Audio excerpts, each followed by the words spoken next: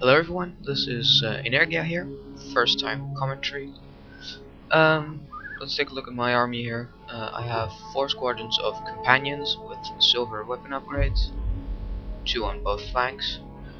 I have 2 units of Cretan archers, gold weapon upgrade. I have 5 units of royal pikemen, bronze upgrades with the exception of my general unit. And I start this battle by rushing my Cretans forward. Let's take a look at the army of my opponent here. He has 6 units of Silver Shield Pikemen. He has 4 units of Archers, which are quite heavily upgraded. Silver Shield Pikemen have no upgrades. And he has several units, I believe 5 or 6 units. No, it's just 4 units of Cataphracts, heavy cavalry. Um, these also these have 1 upgrade. So as you can see, I rushed my Cretans forward a little bit too fast, so I had to rush them back to avoid them being captured by the Cataphracts. And he then halted his Cataphracts to avoid them running into my Royal Pikemen. Well, as I just told you, this is my first commentary, inspired by the first one to add commentary to his Rome Total War replays, namely Prince of Macedon. Anyway, I keep moving forward, try to pick off some of these Cataphracts with my archers while they ran back.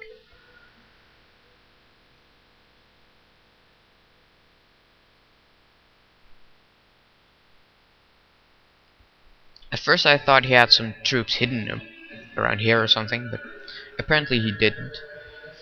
I sometimes hide some troops over here or over there, but this time that was not needed.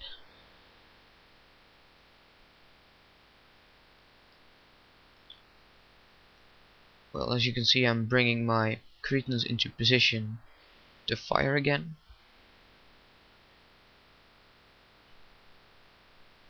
And at that point my opponent, nothermopylaebattlepossible, brings his cavalry around to my left flank. Perfect opportunity to try to pick some of them off with my archers.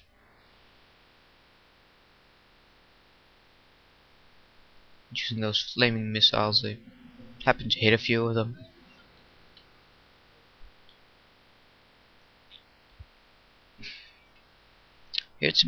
Here I got a bit unlucky because I tried to charge this unit and my 2 companions got sandwiched. So I rushed my other flank in to help them so I could at least encircle this unit. What I at that point I chose my general's unit of royal pikemen to help. Although seeing here it wasn't really needed because they were already losing, but I deployed my phalanx and they die. Here they start running into it, which is even more stupid. So that was the cavalry fight one, which gave me cavalry superiority, although 2 of my cavalry units lost quite a number of men. At this point he has brought his archers up, trying to shoot my archers, which is not really working because I put them in loose formation. He's having them clump together. Oh, he's putting him in loose formation now. He's slowly progressing forward with just 1 of his silver shield pikemen, which is not the smartest thing to do. So I bring my cavalry to safety. In a moment I'll bring my archers to safety. And he'll have to face my general's unit of royal pikemen, which escaped the last fight with just 1 casualty.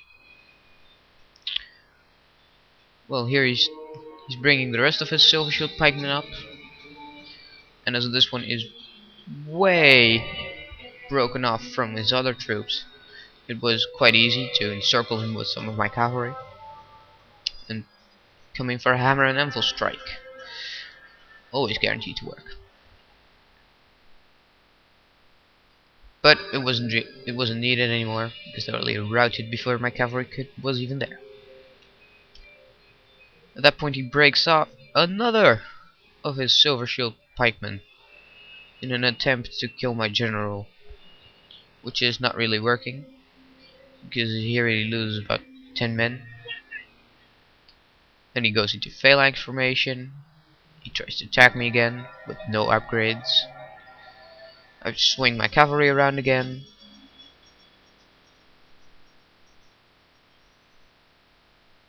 It's a big phalanx fight here. Meanwhile, these silver shield pikemen are slowly coming up.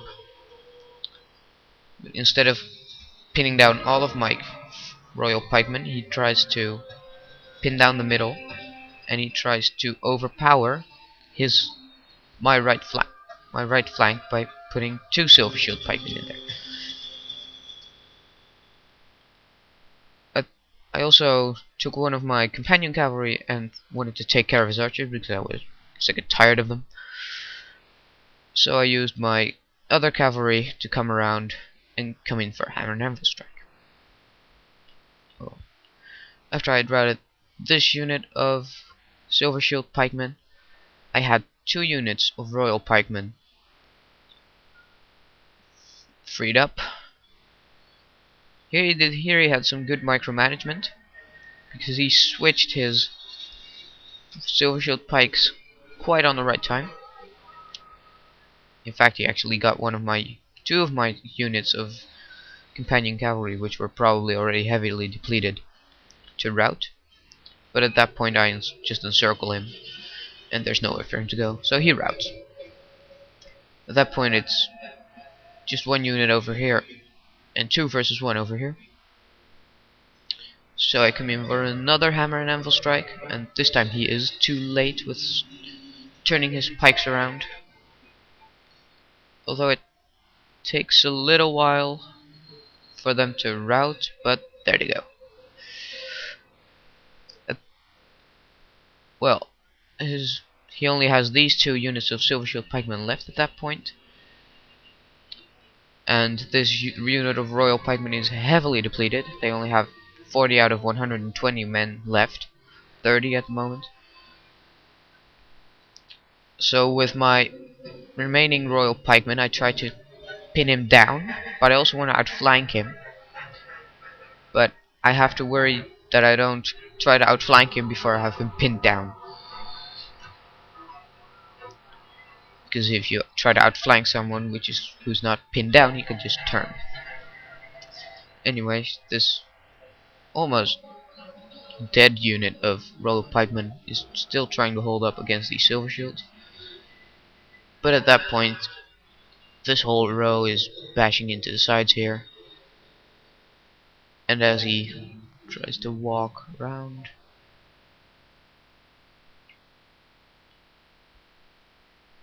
they rout, and I spot a unit of archers over there which hasn't routed yet. So I send my cavalry towards them, and as they approach, they rout. And that was the battle. I hope you enjoyed this. My first commentary battle. I had 1,115 kills with 511 men remaining.